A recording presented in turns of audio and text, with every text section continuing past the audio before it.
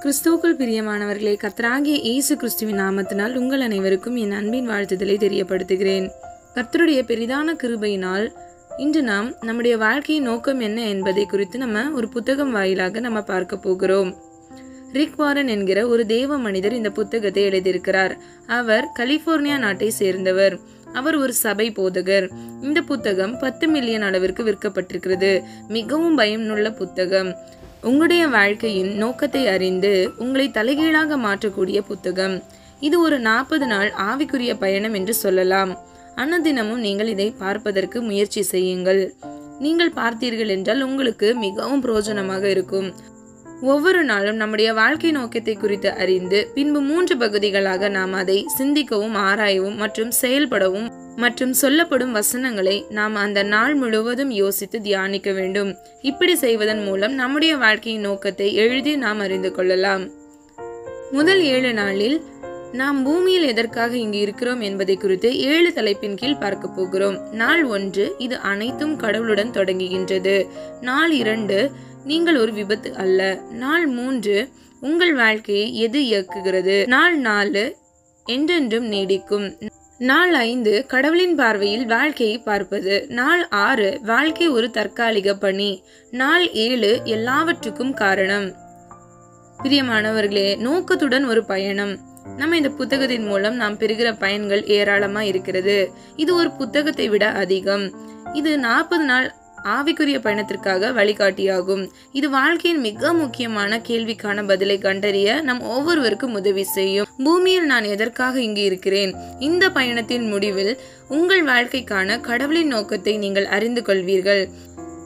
மேலும் உங்கள் வாழ்க்கையின் அனைத்து பகுதிகளும் எவ்வாறு பொருந்துகின்றன என்பதை பெரிய படத்தை கண்டுபிடிப்பீர்கள்.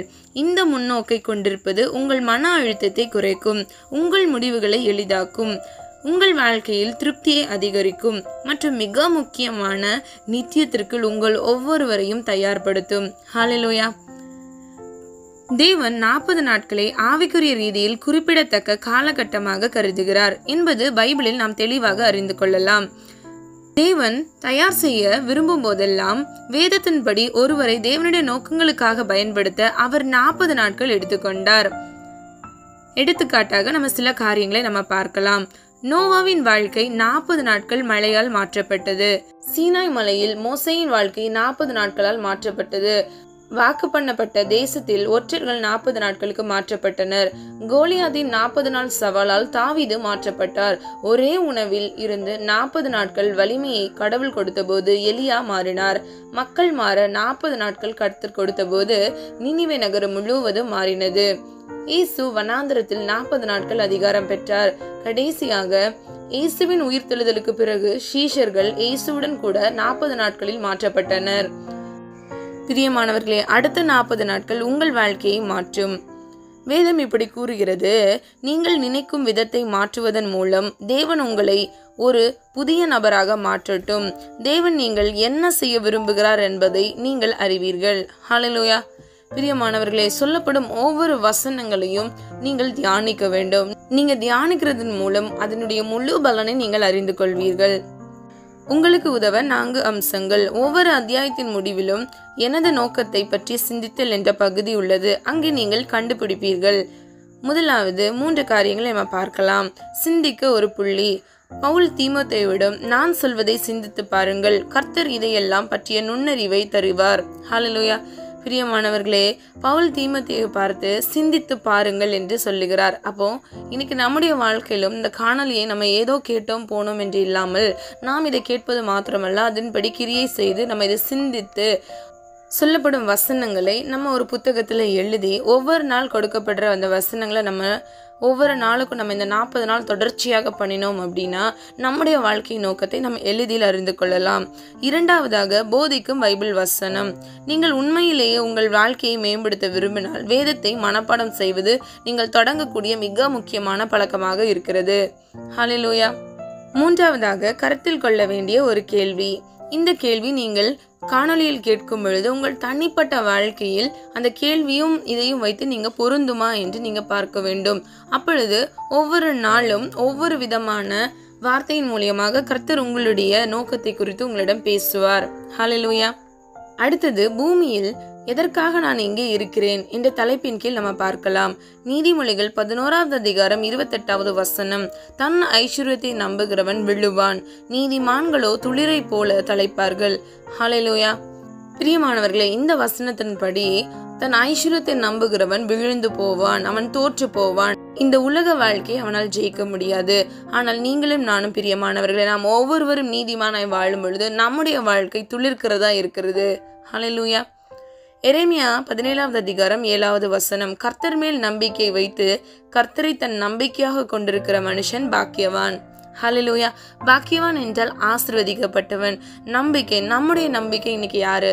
நம்முடைய நம்பிக்கை கர்த்தராகிய இயேசு கிறிஸ்து ஒருவரே என்று நம்முடைய வாழ்க்கையில இருக்கும் பொழுது நம்முடைய வாழ்க்கையின் நோக்கத்தை நாம் இனிவரும் காரியங்கள் நாம் அறிந்து கொள்ளலாம். ஹல்லேலூயா. எரேமியா 17வது அதிகாரம் 8வது வசனம், அவர் தண்ணீர் அண்டையிலே நாட்டப்பட்டதும் கால்வாய் ஓர மகத்தான வேர்களை விடுகிறதும் உஷ்ணம் வருகிறதை காணாமல் இலை பச்சையா இருக்கிறதும் மழை தாழ்ச்சியான வருஷத்திலும் வருத்தமின்றி தப்பாமல் கனி கொடுக்கிறதுமான மரத்தை போலிருப்பான். இது ஒரு ஆசீர்வாத வசனம். நம்முடைய வாழ்க்கையில நம்ம நீதிமானாய் வாழும் பொழுது கர்த்தர் நம்மளை பாக்கியவான் என்றும் நம் ஒவ்வொருவரையும் ஆசீர்வதிக்கப்பட்ட பிள்ளைகளாக நம்மை மாற்றுகிறார். ஹல்லேலூயா.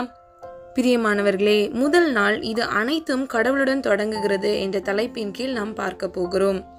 கொலோசியர் 1வது அதிகாரம் 16வது வசனம், ஏனென்றால் அவருக்குள் சகலமும் சிருஷ்டிக்கப்பட்டது, பரலோகத்தில் உள்ளவைகளும் பூலோகத்தில் உள்ளவைகளும் ஆகிய காணப்படுகிறவைகளும் காணப்படாதவைகளுமான சகல வஸ்துகளும், சிங்காசனங்களானாலும் கர்த்தத்துவங்களானாலும் அதிகாரங்களானாலும் சகலமும் அவரை கொண்டும் அவருக்கென்று சிருஷ்டிக்கப்பட்டிருக்கிறது. ஹல்லேலூயா. நம்ம ஒவ்வொருவரும் சகலமும் தேவனுக்கென்று சிருஷ்டிக்கப்பட்டிருக்கிறது. பிரியமானவர்களே, இதிலிருந்து நாம் என்ன அறிந்து கொள்ளலாம்? நம்ம ஒவ்வொருவரும் தேவனுக்காக சிருஷ்டிக்கப்பட்டிருக்கிறோம். ஹல்லேலூயா.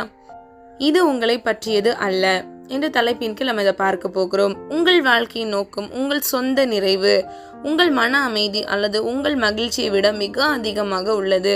இது உங்கள் குடும்பம், உங்கள் தொழில் அல்லது உங்கள் கனவுகள் மற்றும் லட்சியங்களை விட மிக பெரியது. நீங்கள் ஏன் இந்த கிரகத்தில் வைக்கப்பட்டீர்கள் என்பதை நீங்கள் அறிய விரும்பினால் நீங்கள் கடவுளிடம் இருந்து தொடங்க வேண்டும். நீங்கள் அவருடைய நோக்கத்தால் மற்றும் அவருடைய நோக்கத்திற்காக பிறந்தீர்கள். ஹல்லேலூயா. நான் என்னவாக இருக்க வேண்டும் என்று சுயநலம் சார்ந்த கேள்விகளை கேட்கிறோம். என் வாழ்க்கையை நான் என்ன செய்ய வேண்டும்? எனது எதிர்காலத்திற்கான எனது இலக்குகள், எனது லட்சியங்கள், எனது கனவுகள் என்ன? ஆனால் நம் மீது கவனம் செலுத்துவது நம் வாழ்க்கையின் நோக்கத்தை வெளிப்படுத்தாது. ஹல்லேலூயா. பிரியமானவர்களே, நமக்குள்ளேயே நம்முடைய வாழ்க்கையின் நோக்கத்தை தேடினால் நம்மால் அதை தெரிந்து கொள்ள முடியாது. நீங்கள் இதை பற்றி முன்னாடியே யோசிச்சிருப்பீங்க. உங்க வாழ்க்கையில நான் கூட யோசிச்சிருக்கேன், என்னுடைய வாழ்க்கை நோக்கம் என்ன அப்படின்னு சொல்லி. பிரியமானவர்கள், நம்மளோட சுயத்தினால் நம்ம யோசிக்கும் பொழுது நமக்கு அந்த பதில் கிடைக்கவே கிடைக்காது. ஆனால் நம்முடைய சிருஷ்டிகர் கொலோசியர் 1வது அதிகாரம் 16வது வசனத்தில் சொல்லப்பட்டது போல, பிரியமானவர்களே, சகலமும் அவருக்கென்று அவராலே சிருஷ்டிக்கப்பட்டிருக்கிறது. நீங்களே உங்களை உருவாக்கல, அதனால நீங்க எதற்காக படைக்கப்பட்டிருக்கிறீங்கன்னு சொல்லி உங்களால சொல்ல முடியாது. பிரியமானவர்களே, நம்ம ஒவ்வொருவரும் நாமளே நம்ம உருவாக்கல இல்லையா? நம்ம எதற்காக படைக்கப்பட்டிருக்கோம்னு சொல்லிட்டு நம்முடைய சுயத்தினோட அறிவுனால நம்ம கண்டு கொள்ள முடியாது. எக்ஸாம்பிளுக்கு இப்படி யோசிச்சு பாருங்க. இப்போ நான் ஒரு கண்டுபிடிப்பை நான் உங்ககிட்ட கொடுக்குறேன், அதை நீங்கள் இதற்கு முன்னாடி பார்த்ததே இல்லை. ஆனால் உங்களுக்கு அதோட படைப்பின் நோக்கம் தெரியுமா? தெரியாது இல்லையா? ஏன்னா அதை உருவாக்குனது நானா இருந்தால் நான் உங்ககிட்ட சொன்னால் மட்டும்தான் உங்களுக்கு புரியும். அதே மாதிரி தான் நம்முடைய வாழ்க்கையில் நம்முடைய நோக்கத்தை கர்த்தர் நமக்கு வெளிப்படுத்தும் பொழுது நாம் தெரிந்து கொள்கிறோம். நம்ம சுயத்தினால, நம்ம சொந்த அறிவினால இன்னைக்கு மனிதர்கள் எல்லாம் தேடி அதை நாடி ஓடுறாங்க. இது செஞ்சால் கரெக்டாக இருக்குமா, அது செஞ்சால் கரெக்டாக இருக்குமா? இல்லை. உங்களுடைய வாழ்க்கையில சகலமும் அவரை கொண்டும் அவருக்கென்று சிருஷ்டிக்கப்பட்டிருக்கிறது. ஹல்லேலூயா. பிரியமானவர்களே, நம்முடைய வாழ்க்கை நோக்கத்தை நம் தேவனால் மாத்திரமே நமக்கு தெரியப்படுத்த முடியும். நீங்கள் இருக்க வேண்டும் என்று தேவன் விரும்புவதால் மட்டுமே நீங்கள் இருக்கிறீர்கள். நீங்கள் கடவுளாலும் கடவுளுக்காகவும் படைக்கப்பட்டீர்கள். அதை நீங்கள் புரிந்து கொள்ளும் வரை வாழ்க்கை அர்த்தமுள்ளதாக இருக்காது. நமது தோற்றம், நமது அடையாளம், நமது அர்த்தம், நமது நோக்கம், நமது முக்கியத்துவம் மற்றும் நமது விதி ஆகியவற்றை கண்டுபிடிப்பது தேவனில் மட்டுமே. மற்ற எல்லா பாதைகளும் ஒரு முட்டுச்சந்துக்கு இட்டு செல்கின்றன. நீங்கள் கடவுளுக்காக படைக்கப்பட்டீர்கள், மாறாக அல்ல. மேலும் வாழ்க்கை என்பது கடவுள் உங்களை அவருடைய நோக்கங்களுக்காக பயன்படுத்துவதை பற்றியது. பைபிள் இப்படி கூறுகிறது, இந்த விஷயங்களில் சுயத்தின் மீதான ஆவேசம் ஒரு முட்டுச்சந்தாகும். தேவன் மீது கவனம் நம்மை திறந்த வெளியில் விசாலமான சுதந்திரமான வாழ்க்கைக்கு அழைத்து செல்லுகிறது. ஹல்லேலூயா. பிரியமானவர்களே, சுலபமான வழியில் ஒரு படைப்பை பற்றி தெரிந்து கொள்ள வேண்டும் என்றால் நாம் அதை படைத்தவரிடம்தான் கேட்க வேண்டும். இதை போல நம்முடைய வாழ்வின் நோக்கத்தை அறிந்து கொள்ள நம்மை படைத்த தேவனாகிய கர்த்தரிடத்தில் கேட்டு அதை நாம் தெரிந்து கொள்ள வேண்டும். நம்முடைய தேவன் நம்மை ஒரு இருளிலே அல்லது தனிமையிலே தத்தளிக்க மற்றும் நாமே யூகித்து கொள்ள நம்மை ஒரு நாளும் அனுமதிக்கவில்லை. பிரியமானவர்களே, நம்முடைய தேவன் தெளிவாக நம்முடைய நோக்கத்தை குறித்து வேதத்தில் தெரியப்படுத்தியிருக்கிறார். முதலாவது, வேதம் நம்முடைய உரிமையாளரின் கையேடு. உரிமையாளர் என்றால் நம்மை படைத்தவர், சிருஷ்டிகர். சிருஷ்டிகர் என்றால் பிதாவாகிய தேவன். இங்கிலீஷ்ல ஓனர்ஸ் மேனுவல் சொல்லி நம்ம சொல்லலாம். இரண்டாவதாக, நான் ஏன் இந்த பூமியில் உயிரோடு இருக்கிறோம். மூன்றாவதாக, நம்முடைய வாழ்க்கை எப்படி இயக்கப்படுகிறது. நான்காவதாக, எதை நாம் தவிர்க்க வேண்டும். ஐந்தாவதாக, எதிர்காலத்தில் நாம் எதை எதிர்பார்க்க வேண்டும் என்பதை குறிக்கிறது. இந்த 5 விதமான காரியமும் நம் வேதத்தின் மூலம் நம்ம பார்க்கலாம். பிரியமானவர்களே, தேவன் நம்முடைய தொடக்க புள்ளி மாத்திரமல்ல, அவர்தான் நம் வாழ்க்கையின் ஆதாரம். நம்முடைய வாழ்க்கையின் நோக்கத்தை தெரிந்து கொள்ள நாம் கர்த்தருடைய வார்த்தைக்கு நேராக திரும்ப வேண்டும். உலக ஞானத்திற்கு அல்ல, நாம் நம்முடைய வாழ்க்கையை நித்திய உண்மையில் கட்டப்பட வேண்டும். அதை விட்டு உலக வாழ்க்கையிலேயோ பிற உலக காரியங்களிலேயோ உற்சாகமூட்டும் கதைகளிலேயோ கட்டப்படக்கூடாது. பிரியமானவர்களே, இன்னைக்கு நம்மளுடைய வாழ்க்கையின் நோக்கத்தை நாம் அறிந்து கொள்ள வேண்டும் என்றால் நம்ம வேதத்துக்கு நேராக, அவருடைய வார்த்தைக்கு நேராக, நம்ம படைத்தவருக்கு நேராக திரும்ப வேண்டும். இந்த முதல் நாள் சொல்லப்பட்ட கொலோசியர் 1ஆம் அதிகாரம் 16வது வசனத்தை நீங்க தியானித்து பாருங்க. நீங்க தியானிக்கும் பொழுது அதை எழுதி வைத்து நீங்க தியானிங்க. உங்களுடைய வாழ்க்கையில ஒரு பெரிய மாற்றத்தை நீங்க உணர்ந்து கொள்வீங்க. பிரியமானவர்களே, இந்த காணொலியை கேட்டுக்கொண்டிருக்கிறவங்க வெவ்வேறு ஏஜ்ல நீங்க இருப்பீங்க இல்லையா? ஆனா கர்த்தர் உங்களிடம் பேசுகிறார். உங்களுடைய நோக்கத்தை நீங்க எவ்வளவோ நாள் யோசிச்சு, சில பேர் ஒருவேளை இன்னைக்கு கேட்டுட்டு இருக்கிறவங்க டிப்ரெஷன்ல இருக்கலாம், மன அழுத்தத்துல நீங்க இருக்கலாம். என் வாழ்க்கையோ எங்க போய் முடிய போகுது, என் வாழ்க்கை எதுக்கு அப்படின்னு சொல்லி நீங்க பல நாள் நீங்க கேட்டு ரொம்ப குழப்பத்துல இருக்கலாம். இன்னைக்கு கர்த்தருடைய பெரிதான கிருபையினால நீங்க கர்த்தருக்காக படைக்கப்பட்டிருக்கிறீங்க. உங்களுடைய வாழ்க்கை வெறுமையானது அல்ல. மனிதர்கள் உங்களை ஒதுக்கலாம், இந்த உலகம் உங்களை ஒதுக்கலாம், ஆனா உங்களை படைத்தவர் ஒரு நாளும் உங்களை ஒதுக்குவதே இல்லை. பிரியமானவர்களே, நம்புறீங்களா? விசுவாசிக்கிறீங்களா? ஆமீன் சொல்லுங்க. உங்களுடைய வாழ்க்கையை கர்த்தரிடம் ஒப்பு கொடுங்க. வேதத்தின்படி, அவருடைய வார்த்தையின்படி நீங்க அறிந்து கொள்வீங்க. கடைசியாக, என் நோக்கத்தை பற்றி சிந்தித்தல் என்கிற தலைப்பின் கீழ் நம்ம 3 காரியங்களை குறித்து சிந்திக்க போகிறோம். முதலாவது, சிந்தித்து பாருங்கள், இது என்னை பற்றியது அல்ல. இரண்டாவது, நினைவில் கொள்ள வேண்டிய வசனம், எல்லாம் தேவனால் ஆரம்பித்து தேவனால் அதன் நோக்கத்தை காண்கிறது. கொலோசியர் 1ஆம் அதிகாரம் 16வது வசனம். மூன்றாவதாக, கருத்தில் கொள்ள வேண்டிய கேள்வி, என்னை சுற்றி எல்லா விளம்பரங்கள் இருந்தாலும் வாழ்வை உண்மையில் தேவனுக்காக வாழ்வது எனக்காக அல்ல என்பதை நான் எப்படி நினைவூட்டுவது? ஹல்லேலூயா. பிரியமானவர்களே, சொல்லப்பட்ட இந்த 3 காரியங்களையும் நீங்க யோசிச்சு இன்னைக்கு முழுவதும் நீங்க தியானித்து பாருங்க. உங்களுடைய வாழ்க்கையில நீங்க சிந்திக்கிற இந்த காரியங்களுக்கு கர்த்தர் தாமே வெளிச்சத்தை கட்டளையிடுவாராக. இனி வருகிற நாட்கள்ல நம்முடைய வாழ்க்கையின் நோக்கத்தை குறித்து நம்ம 39 தலைப்பின் கீழ் நம்ம பார்க்க போகிறோம்.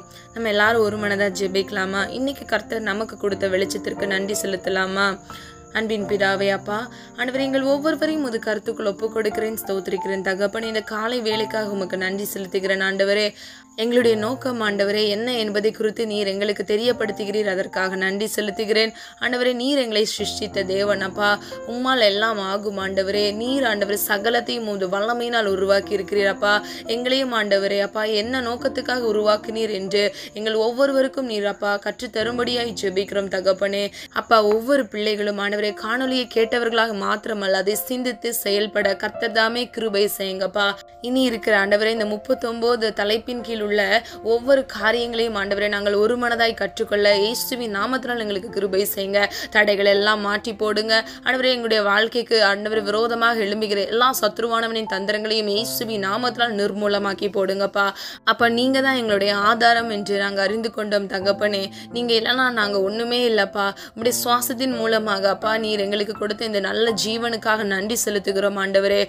இந்த சத்தியத்தை நாங்கள் ஒவ்வொருவரும் அறிந்து கொள்ள கர்த்தர் கிருபை செஞ்சீங்கப்பா. அதற்காக நன்றி செலுத்துகிறேன் தகப்பனே.